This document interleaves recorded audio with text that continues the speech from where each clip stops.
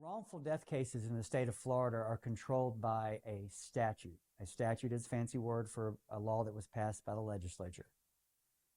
Common law things, as opposed to statutes, common law are things that have evolved from basically the English law that existed even before the United States was its own country. So we have laws that have been passed down over the years just because of it being the law elsewhere, right? And those have become common law laws, right? It's just understood. Those are the laws of the land because they existed in England before we were a country, and we just inherited those laws. And then every state and the federal government has passed statutes, statutory law, to create laws to address issues that the common law did not address sufficiently or didn't address at all. In the common law, you did not have the right to bring a wrongful death case. In other words, you died, and whatever rights you had died with you.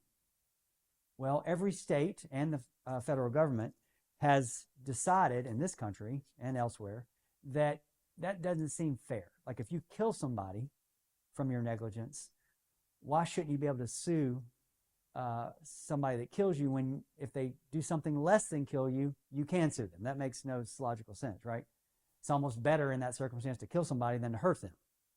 So that makes no logical sense. So every state has passed wrongful death statutes that make it the law that your family or your personal representative can bring a claim if you're wrongfully killed by somebody that's careless.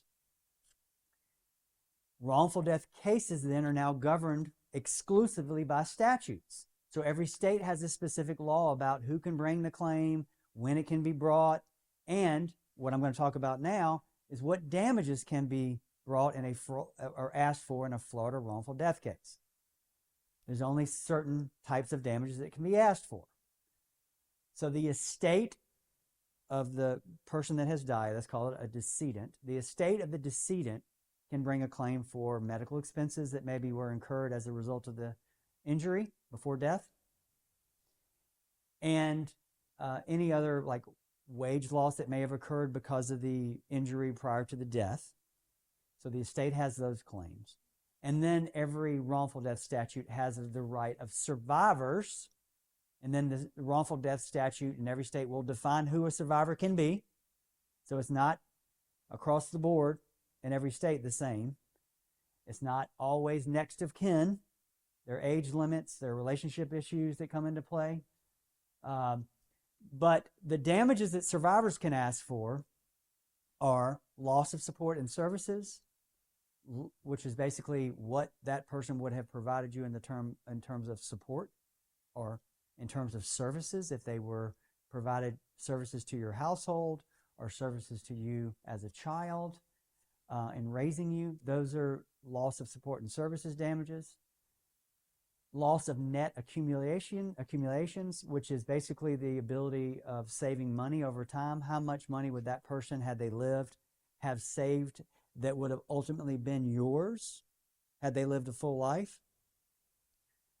And then the most important part of the damages, the most valuable part of a wrongful death case, is mental pain and suffering damages because you have lost the relationship with that person who is now gone.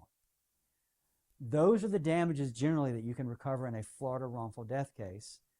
And whether you're a survivor or not that can claim those damages really depends on your status and relationship with the person that passed away and the type of case you're dealing with. So if you have questions about damages in a Florida wrongful death case, it's probably important that you reach out to a board-certified civil trial lawyer. And if you choose to reach out to us, you can find us on the web at zarzaurlaw.com, or you can call us at 855-HIRE-JOE.